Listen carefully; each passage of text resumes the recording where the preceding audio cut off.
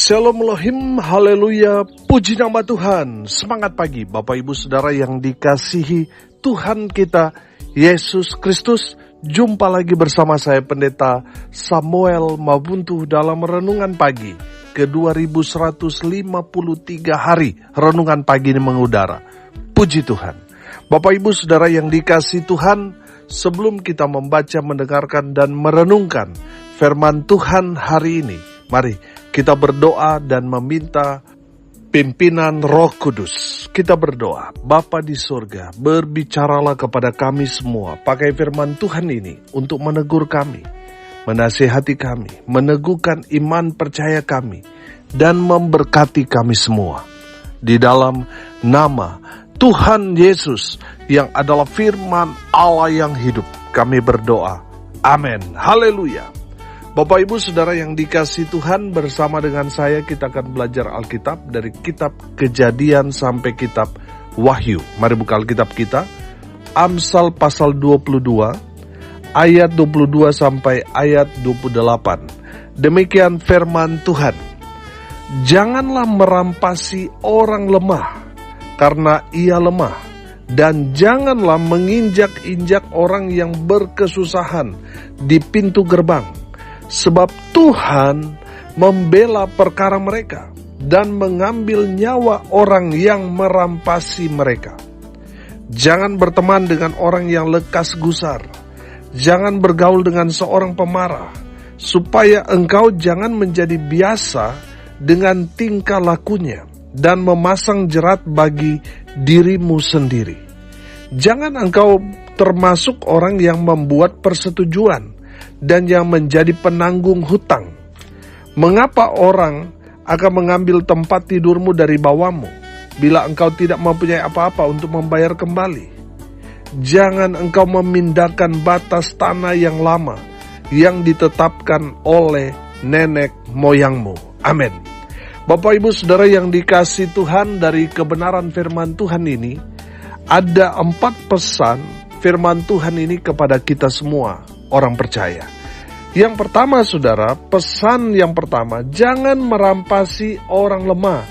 Atau dalam terjemahan lain, orang lemah ini diartikan orang miskin.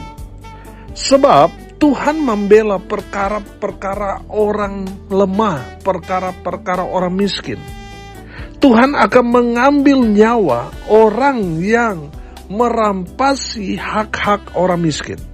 Jadi saudara yang dikasihi Tuhan, dari kebenaran firman Tuhan ini mau memberikan pengertian kepada kita. Jangan sampai saudara merampasi hak-hak orang lemah, orang-orang yang tidak berdaya, orang-orang yatim piatu, orang-orang yang janda, yang mungkin tidak punya kekuatan seperti saudara. Saudara yang dikasihi Tuhan, jangan sampai saudara melakukan hal-hal yang jahat kepada orang-orang lemah itu, sebab Tuhan akan membela mereka. Tuhan akan mengambil nyawa orang yang merampasi orang miskin. Coba saudara lihat ayat 23, perhatikan. Sebab Tuhan membela perkara mereka dan mengambil nyawa orang yang merampasi mereka. Haleluya. Jadi saudara jangan macam-macam. Karena mereka orang lemah, tidak punya koneksi, relasi, tidak punya harta benda, sehingga saudara semena-mena merampok hak mereka. Saudara hati-hati. Saudara akan berhadapan dengan Tuhan.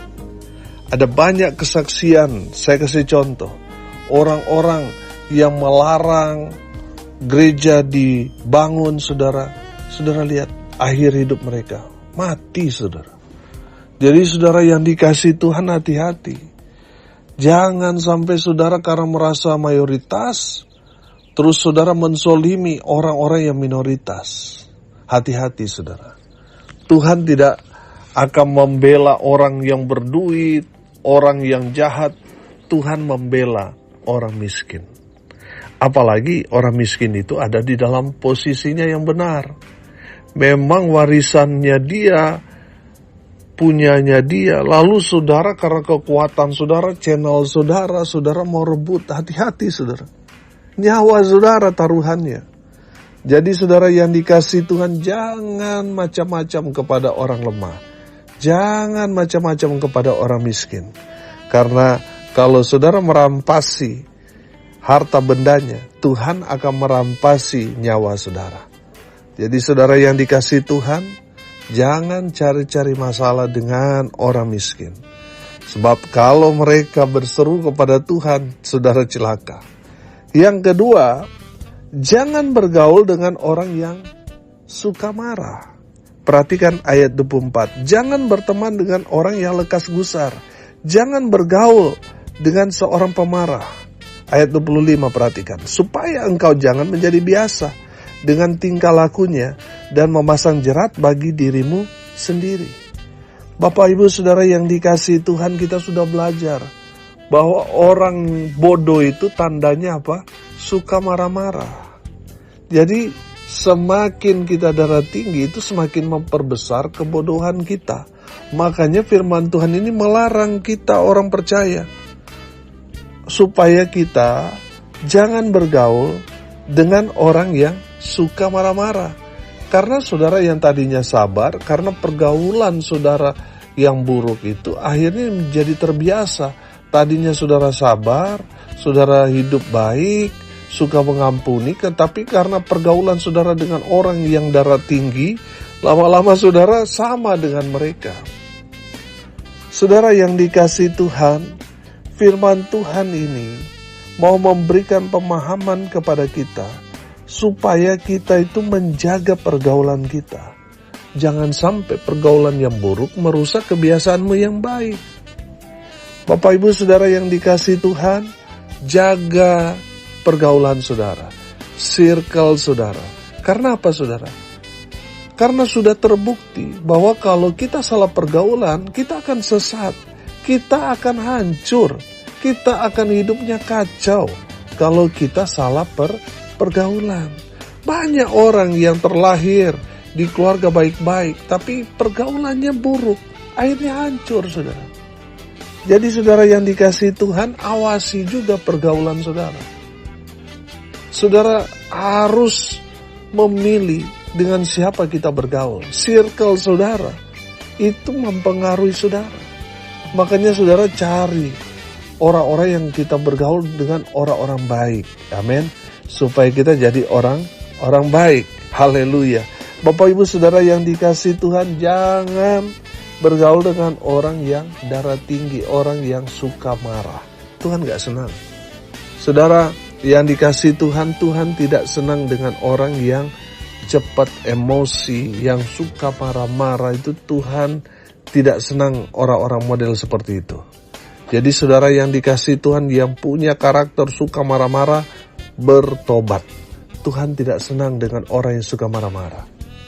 Jadi saudara, bertobat. Yang suka marah-marah, firman Tuhan mengajarkan kita, semakin kita cepat emosi itu memperbesar kebodohan kita.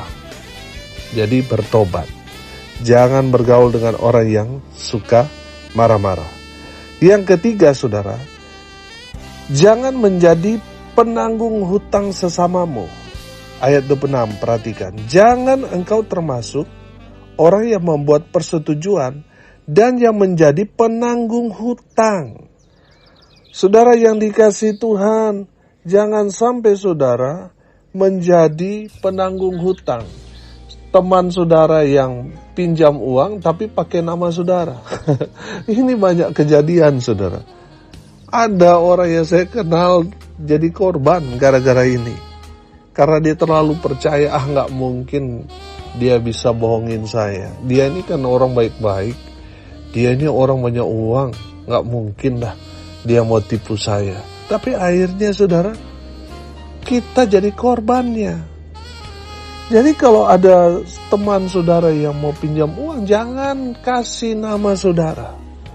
Apalagi sekarang ini kan pinjol-pinjol itu saudara, aduh itu menghancurkan karakter saudara. Teman saudara yang pinjam tapi dia pakai nama saudara, saudara setiap hari akan diteror sama pinjol, saudara. Jadi, jangan menjadi penanggung hutang sesamamu. Karena saudara akan jadi korban. Saudara, banyak yang saya kenal jadi korban.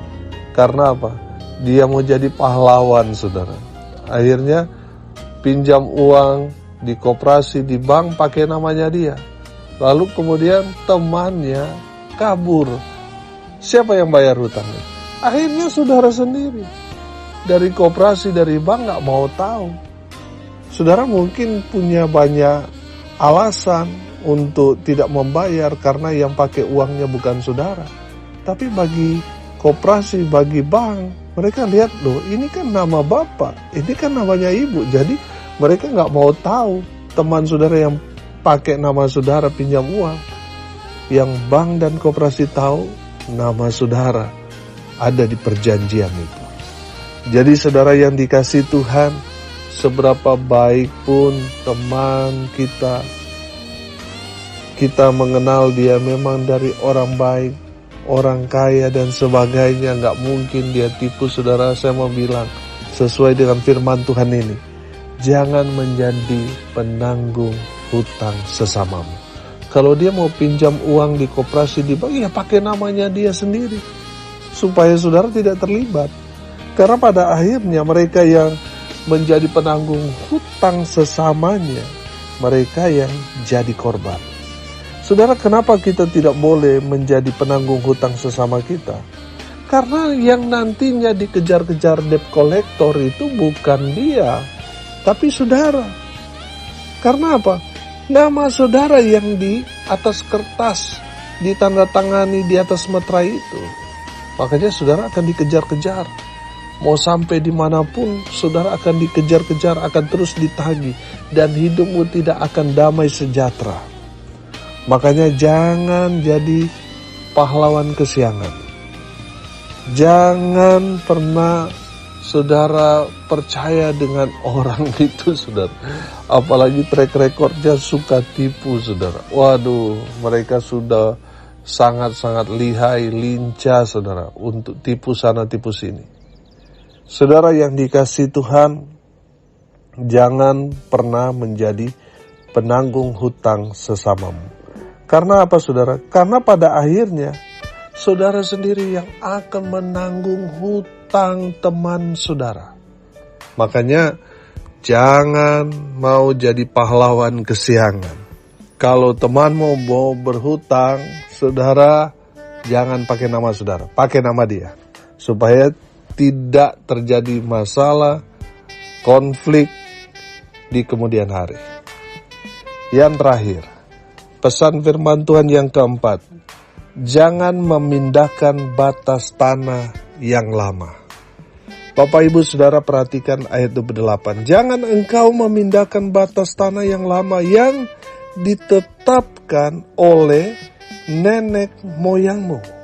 Haleluya. Kalau sekarang saudara canggih, itu bisa dilihat satelit. Dan kita tidak bisa menipu, saudara. Saudara yang dikasihi Tuhan, kita mungkin bisa melakukan hal yang jahat dengan memindahkan patok batas tanah yang lama. Tapi di satelit itu sudah gak bisa lagi diutak-atik, saudara. Terlebih lagi mata Tuhan mengawasi setiap ada kegerakan di bumi ini. Tuhan tahu, saudara. Firman Tuhan dalam Ulangan 27 ayat 17 berkata begini. Terkutuklah orang yang menggeser batas tanah sesamanya manusia. Dan seluruh bangsa itu haruslah berkata, amin. Jadi saudara yang dikasihi Tuhan, kalau kita memindahkan batas tanah, kita akan terkutuk. Saudara, ini hukum yang paling mengerikan. Kalau sudah bicara kutuk, saudara, kita tidak bisa menghindari. Tidak ada lagi tawar-menawar, saudara, kalau sudah bicara kutuk. Bapak Ibu Saudara, untuk menghindari kutuk itu hanya satu. Jangan berbuat kesalahan, supaya kita nggak kena kutuk. Nah, dalam konteks ini, jangan memindahkan batas tanah yang lama. Karena saudara akan menderita. Saudara akan dikejar-kejar oleh kutuk. Saudara tidak akan bisa sembunyi. Yang saudara ambil batas tanah itu mungkin 1-2 meter. Tapi sampai selamanya saudara akan dikejar-kejar dengan dosa saudara sendiri. Makanya saudara jangan serakah. Bertobat saudara. Kalau tidak cepat atau lambat, kutuk itu akan mengejar saudara dan saudara tidak akan bisa sembunyi. Karena kemanapun saudara pergi atau sembunyi, kutuk itu akan menimpa saudara cepat atau lambat. Sebelum saudara mati, saudara akan disiksa dengan segala macam kutuk yang akan menimpa saudara. Jadi saudara yang dikasihi Tuhan, jangan main-main. Jangan anggap ini sepele. Kan gak ada yang lihat. Yang tahu kan hanya saudara. Tapi kutuk itu akan menimpa orang-orang yang memindahkan batas tanah. Saudara tinggal di tanah di mana konflik memindahkan batas tanah, didirikan rumah itu tidak akan damai sejahtera.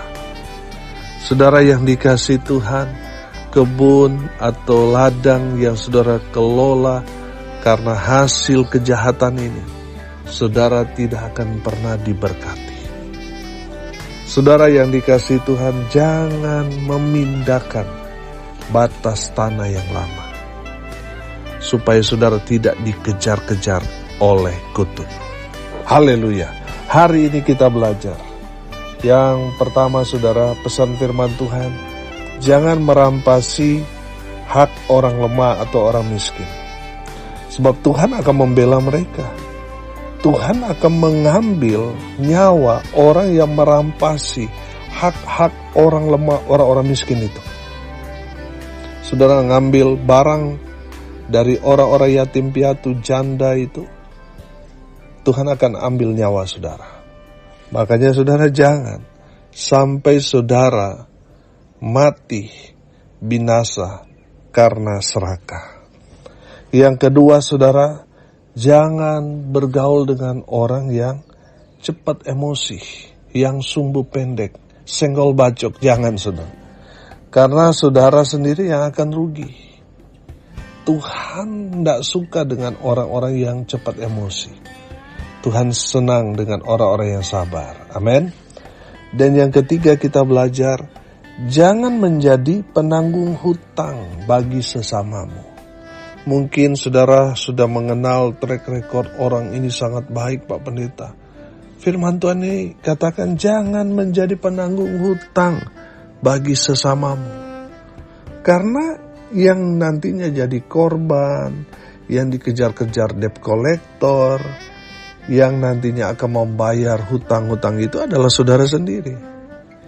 Dan yang terakhir kita belajar, jangan memindahkan batas tanah yang lama. Jangan, karena saudara akan dikejar oleh kutuk.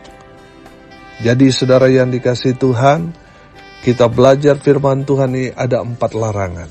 Jangan. Dan kita sudah tahu semua apa itu yang jangan-jangan itu. Kalau kita tahu, kalau kita melanggar, kita akan dihukum, kita akan menderita, kita akan susah. Jangan lakukan. Saya percaya saudara, ketika kita selalu bersyukur apa adanya, kita tetap memuji Tuhan, wah, Tuhan akan memberkati kita. Tuhan akan buka jalan dalam setiap kehidupan kita. Dan apapun yang kita kerjakan, lakukan, Tuhan buat kita beruntung dan berhasil. Kalau saudara melakukan 4 larangan ini, saudara sendiri yang susah. Saudara menikmati mungkin hanya beberapa waktu, tapi menderitanya sangat panjang. Jadi jangan lakukan itu. Karena kalau saudara lakukan, saudara sendiri yang akan kena kutuk, kena akibat dampak yang buruk. Semua saudara akan nikmati. Jadi saudara jangan pernah lakukan ini. Amin. Mari kita berdoa. Terima kasih Bapa di surga sudah berbicara kepada kami semua. Biarlah kebenaran firman Tuhan terus berbicara kepada kami dimanapun kami berada, supaya kami menghindari 4 kata larangan ini. Kami berdoa dalam nama Tuhan Yesus. Ingatkan selalu kami, supaya kami tidak melanggar 4 larangan ini. Hamba berdoa, Tuhan memberkati semua pendengar dimanapun mereka berada. Tuhan memberkati hidup mereka, rumah tangga mereka diberkati, usaha pekerjaan pelayanan mereka dibuat beruntung, berhasil dalam segala hal. Mereka yang sakit Tuhan sembuhkan, mereka yang lemah Tuhan kuatkan, hibur mereka yang berduka cita. Dan berkati mereka yang hari ini berulang tahun. Tuhan Yesus memberkati. Hamba berdoa, biarlah berkat Tuhan dari surga turun memenuhi semua pendengar. Bapak Ibu Saudara yang dikasihi Tuhan, arahkanlah hatimu kepada Tuhan dan terimalah berkat dari Tuhan Yesus. Tuhan memberkati engkau dan melindungi engkau. Tuhan menyinari engkau dengan wajahnya dan memberi engkau kasih karunia. Tuhan menghadapkan wajahnya kepadamu dan memberi engkau damai sejahtera. Di dalam nama Tuhan Yesus, sumber segala berkat, Bapak Ibu Saudara yang percaya, diberkati Tuhan, katakan amin. Puji Tuhan. Bapak Ibu Saudara yang dikasihi Tuhan, kalau saudara merasa diberkati melalui renungan pagi ini, bagikan juga kepada saudara-saudara yang lain supaya mereka juga diberkati, karena untuk itulah kita dipanggil untuk jadi berkat. Salam kasih dari Pulau Nusa Lembongan, Bali. Saya Pendeta Samuel Mawuntu. Sampai jumpa besok pagi. Tuhan Yesus memberkati kita semua. Haleluya.